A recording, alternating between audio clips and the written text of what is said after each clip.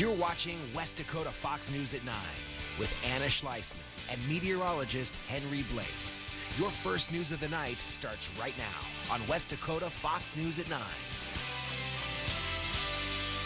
RJR Management and Maintenance was open today as police continue investigating Monday's multiple homicide. 4 people were confirmed dead: owner Robert Falker and employees Adam Fuhrer and Lois and William Cobb. Investigators spent part of the afternoon in the parking lot of Dakota Speedway looking for evidence. Staff says they're not ready to talk yet, but have hired a private investigator. Police say the medical examiner is performing autopsies, and the police have been following up on tips from the public all day.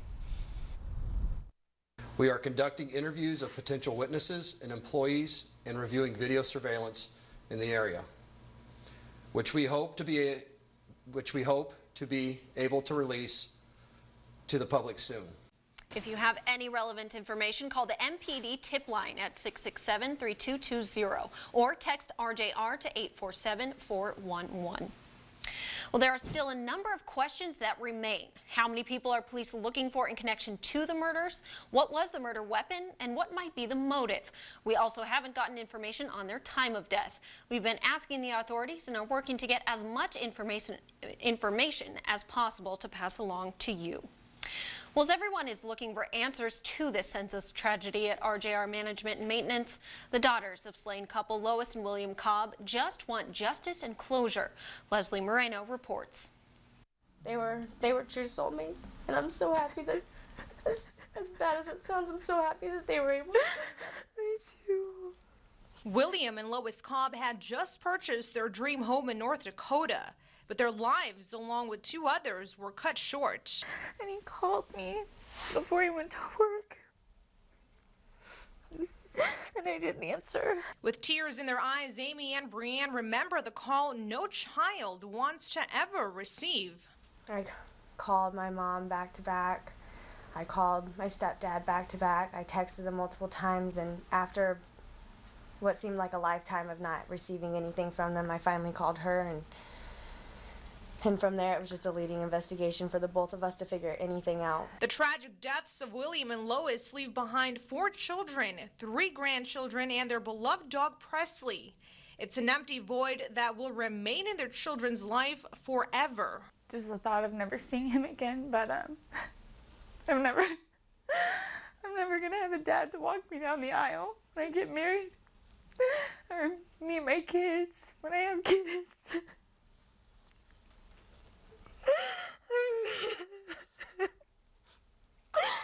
And for Bree. The hardest thing for me, well, my mom is my best friend for one. I called her every single day, talked to her every single day at least. I have 3 children. Now Brianne and Amy are searching for answers and justice for their parents. 4 innocent people went to work one day, and somebody, for whatever reason, just decided to take all of their lives. And it's a hard thing to process, especially when it's the both of them. The sisters now putting their lives back together despite the heartbreaking circumstance. I think that it's probably brought us closer, but it's also, all of us kids are what's going to keep our parents' memories alive. Bree started a GoFundMe campaign to help raise money for the family. The goal is to raise $100,000 for funeral expenses and travel costs for her, her family, and her siblings. At last check, the page has raised more than $6,600. Well, hopefully North Dakota can welcome them with some sunshine, Henry. Yeah, we'll be getting sunshine eventually. For the time being, we will be talking about chances of precipitation coming into play tonight.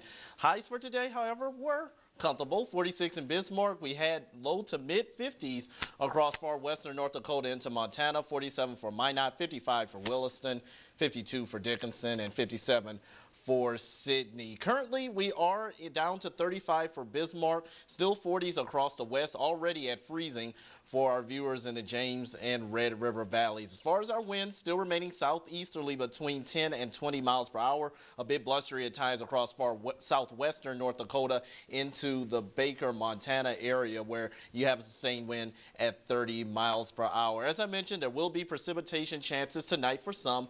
Temperatures will be in the 30s. We'll have a southeast wind still averaging sometimes between 10 to 15, maybe close to 20 miles per hour. I'll let you know who will expect precipitation and what kind in just a few minutes.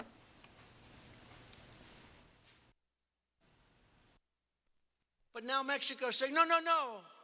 And they've apprehended over 1,000 people today at the southern border, their southern border. And they're bringing them back into their country. I said, why the hell didn't somebody do that in the first place? President Trump is pleased that Mexico has stepped up, but the White House still wants more from them when it comes to border security, and from Congress. Camila Bernal reports. Leslie Alvarez spent less than 2 days in detention, but those were the worst hours of her life. She says she was practically in a cage. She laid on the floor waiting to be put into a cold room. But despite being uncomfortable, getting into the United States was relatively quick for Alvarez. The surge of migrants seeking asylum at the border is overwhelming immigration authorities and forcing them to speed up the process. I'm awfully proud of the work the men and women are doing down here. Very vigilant in what they're doing and very dedicated to the mission. But this is tough. Which is why President Trump is threatening to close the border if Congress doesn't find a solution. Mexico is now stopping people coming. Now, if they don't, or if we don't make a deal with Congress, the border is going to be closed, 100%. Along the southern border from Brownsville, Texas to Southern California, there are 24 ports of entry. Critics say closing those ports would have a negative impact on the economy and could dry out the supply of car parts, beer, and produce like avocados. But proponents say shutting down the border could send a message to people like Alvarez and discourage them from coming. She says she expected something different, better treatment, but now knows this was just a small part of her future fight to stay in the United States. Senator Kevin Cramer tweeted today that he does not support shutting down the border. He wrote, "While I share the president's concern about the recent increase in illegal immigration, shutting down legal commerce will not solve this crisis." Well, the National Farmers Union shares these sentiments, saying it would be devastating to farmers since Mexico is one of U.S. agriculture's top trading partners. NFU President Roger Johnson stated, "Without regard for the American family farmer, rural resident, or consumer, President Trump is yet again risking essential trade markets and our country's once pristine trading reputation." Johnson says we've already lost markets it took decades to build and is urging the president to repair relationships instead of making them worse. Well, another of North Dakota's largest industries may be getting a boost. One Oak is stepping one step closer to constructing a $125 million natural gas liquid pipeline through McKenzie and Richland counties. It will bring 40,000 barrels, or the equivalent of 168 trucks per day, from Demicks Lake natural gas processing plant to the Elk Creek pipeline. The hope is to lessen the risks and environmental impacts of transporting liquids via railway and truck. Public Service Commissioners in Watford City are working to finish the permitting process so construction can start in a couple of months. The bill looking at storing natural gas underground instead of flaring is one of the bills still being reviewed. Most bills have met their fate, but others will need a conference committee to iron out the final details. And that list is growing quickly. It includes House Bill 1194, which would reinvest some Medicaid dollars into tribal health care. The issue at hand is whether it should be 50-50 or the state or more for the tribes. Two medical marijuana bills, one for adding more conditions and another to give enhanced amounts to cancer patients. And finally, Senate Bill 2344, which is the bill dealing with pore space that Western North Dakota landowners are opposed to. The bill looks to clarify some intent after a state Supreme Court decision. And the House has passed a bill that would ban human dismemberment abortions unless it's a medical emergency. It now goes to the governor. The maximum penalty for doing the procedure would be 5 years in prison and a $10,000 fine. The bill would not take effect until federal cases are resolved. Overturning Roe v. Wade will not end abortion. It will move us backwards in time to a place when women did not have safe medical access. Roe versus Wade decision does not prohibit states from still passing statutes that protect that life at various stages. Governor Burgum has already signed a bill requiring abortion providers to inform patients of a potential reversal drug. The Senate passed a bill today to seal the court records of convicted drunk drivers if they aren't charged with another DUI or any other crime for 7 years. Sponsors say it's meant to give those who stay out of trouble better odds of getting a job, but it excludes licensed commercial drivers. The bill now goes to the governor's desk. The fate of Williston School District 1 has been uncertain for a long time, but lawmakers might be throwing them a lifeline. The House is sending a bill to the governor's desk, which makes it easier for districts to work together. The Senate, after passionate debate, passed a bill allowing, not mandating, Williston 1 to dissolve into the surrounding district. The bill now goes back to the House. Senator David Rust of Tioga signed onto the bill, but then voted against it, saying a dissolution is unlikely. Senator Brad Bechtel of Williston says it could become insolvent if they don't do anything. Well, a horrifying accident may actually have a happy ending. Details when we come back. And the weather for now is good in Dickinson. A big warm-up, however, will be underway as we continue to your weekend. I have your complete forecast after the break. On Friday in Lithonia, Georgia, a car flew over the curb and plowed into 9-year-old LaDariana Holmes, who was playing in her front yard. The driver fled the scene, leaving Holmes with a fractured skull and a shattered pelvis. Reports say Gabriel Fordham turned himself in Tuesday. His lawyer saying Fordham was fighting off a carjacker. Holmes is in stable condition. And a patient at the North Dakota State Hospital in Jamestown is charged with attempted murder after allegedly attacking a staff member. Documents say the victim told officers she was cleaning the bathrooms when 32-year-old Jason Benefield tried to choke her, dragged her down a hallway, and knocked her out. She suffered 2 large lacerations to her face and a fractured septum. Benefield also faces 2 felony counts of aggravated assault. The North Dakota Senate has passed a bill creating a penalty for selling e-cigarette liquid to minors, settling on a $500 penalty. The use of e-cigarettes and so forth by minors and juveniles across the state has grown substantially, and it's out of hand. They make a mistake and give them some tobacco or chewing tobacco or something, and I get a misdemeanor for that? I don't know if I can go that far. The bill now goes to the governor. Well, this comes as the FDA is investigating after it's identified 35 cases of seizures after vaping since 2010, most of them involving young people. It says it hasn't determined a definitive link and says there's no clear pattern, but does know seizures are possible side effects of nicotine poisoning. The FDA did urge anyone who had a seizure after vaping to let them know through its safety reporting portal. One Friday, we reported that Ruth Myers is shifting property management over to Lutheran Social Services, which means no more transitional program. Sharice Ronis has 450 students in the program at Bismarck Public Schools, and they're scrambling to find shelters so students can still receive free breakfast and lunch, backpacks with school supplies, help with transportation to school, and more. She says most of her kids are at Pioneer. Now, if a family is in need of shelter, they will go to the emergency shelter located downtown, which puts them in the Wilmore area for their boundary.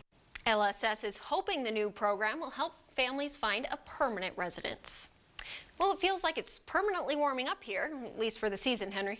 For now, anyway. May think differently tomorrow, but that's quickly going to change in less than 24 hours. But hey, just want to give you a quick reminder as we get into the warming season and closer to our severe weather season, it's time to kind of refresh ourselves on the severe weather threat. Now, there will be a Skywarn meeting held in Granora, North Dakota, on Thursday, tomorrow, April 4th, and that's going to be held at the Fire Hall on Highway 50. So that address is 15060 Highway 50 in Granora. This is free, open to the public. A meteorologist from the National Weather Service will be there to answer your questions on severe weather, not just severe spring storms or summer storms, but also severe winter storms as well. Now, speaking of which, precipitation is in the forecast for tonight, starting out in eastern Montana and then gradually pushing into far western North Dakota, mostly impacting residents along and north of the interstate, especially along and north of Highway 200. Here's your 4 a.m. Central Time snapshot. Moisture over Williston, mainly rain showers, but we will be getting a little bit of snow activity mixed in as we get closer to sunrise, and that continues to push east. Some of that possibly even make its way into the Bismarck-Mandan area. But as far as accumulation, some of you across the north may get a half an inch, maybe a little bit more, about an inch possible for some across the Turtle Mountains of fresh, wet snow. But with the surface temperatures being so mild, that's really not going to linger around whatsoever. So it's all associated with a warm front. That warm front not only going to bring us the chances of precipitation tonight into at least the first portion of your Thursday, but it's also going to bring us a round of milder temperatures. So temperatures will begin to rise tomorrow. We'll see a big change on Friday and into the weekend with our temperatures. Temperatures for currently freezing across the James River Valley. Elsewhere, 30s and 40s. The wind a little breezy, 10 to 20 miles per hour, but a little blustery for Baker into extreme southwestern North Dakota for the Barmouth and Bowman areas. Morning lows mostly going to be in the 20s and 30s. By the noon hour Central Time, we're talking 40s, and then gradually we're making our way into the 50s across central and western North Dakota, northwestern North Dakota and Montana. Some of you will possibly be reaching the 60s for tomorrow afternoon. So for tonight, precipitation chances, lows mostly in the 30s, southeast wind anywhere between 10 to 20 miles per hour at times. A little breezy at times tomorrow as well, with the chance of precipitation gradually ending as we continue into the second half of your day. And sunshine is going to be breaking out after that as well. That is good news. Remember, we will be in the 60s into the weekend. However, and it looks like there could be a chance of thunderstorms, believe it or not, on Saturday. So we'll keep you informed of that. We'll look out for it, Henry. Well, this sweet boy has had a rough first 5 years of life, but the community is coming together to help him. His story next. Every year, hundreds pack the Bismarck YMCA to shave their heads in solidarity with children fighting cancer. Max Grossfeld joins us now with one of those fighters' stories. Max? Anna, doctors diagnosed Cooper Peterson with brain cancer when he was just 11 months old. The Petersons say Brave the Shave has been there every step of the way to help. You have a little monkey tummy? Cooper Peterson is finally off chemotherapy. So it's been so fun to see him come alive. And really start to learn and blossom and grow in every way possible. For the first time since he was 11 months old. That moment is burned into his mom, Tiffany's, memory. Really just being told that your child has cancer. The Petersons took off to Minnesota to get Cooper help. A moment where it just kind of felt like, we were driving on the wings of angels. That's when doctors found a tumor behind Cooper's eyes and back into his brain. Unicorn, see? You knew all the time what that was. The cancer took Cooper's sight, but that doesn't slow him down. He's learning how to understand his surroundings using his other senses. Oh, he's your Jurassic Park guy. Expenses can pile up quickly for a family like the Petersons, but at the very beginning, Tiffany got a sign. There were these parents talking about, I didn't think it would happen to me. Tiffany says Brave the Shave has been there every step of the way, giving the family a community and cash when they're in a pinch. You're thinking, oh my gosh, how are we going to handle this? You know that they're there to help you out. While Cooper's future remains uncertain. Everybody asks, is there a cure? Is this going to cause death? What's it going to do? And our best answer is, we don't know. Cooper and his family are going to keep fighting.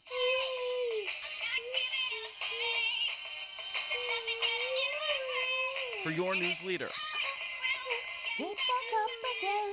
I'm Max Grossfeld.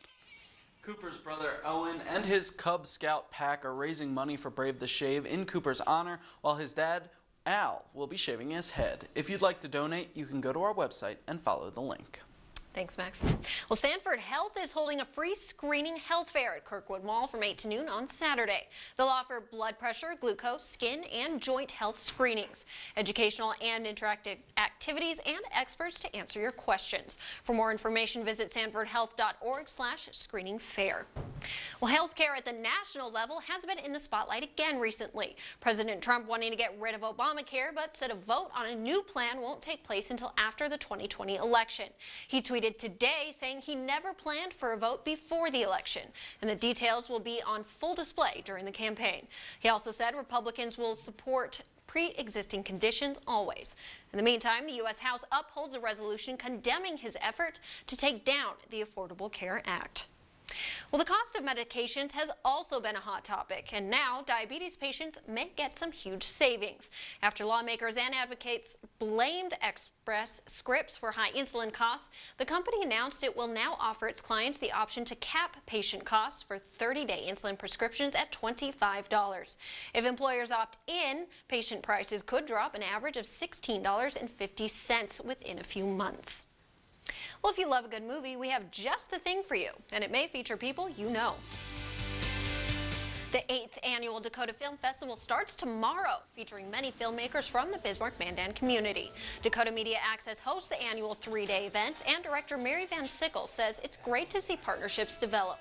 This year, they're collaborating with Bismarck State College, D&N Cinematics, and more. Screenings start tomorrow at Bell Mayhew's Auditorium.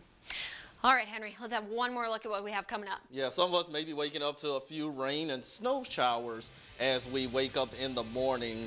That's going to be, accumulation-wise, a little bit across the north, maybe half an inch for some, about an inch maybe in the Turtle Mountains. Otherwise, we're talking about decent conditions after that.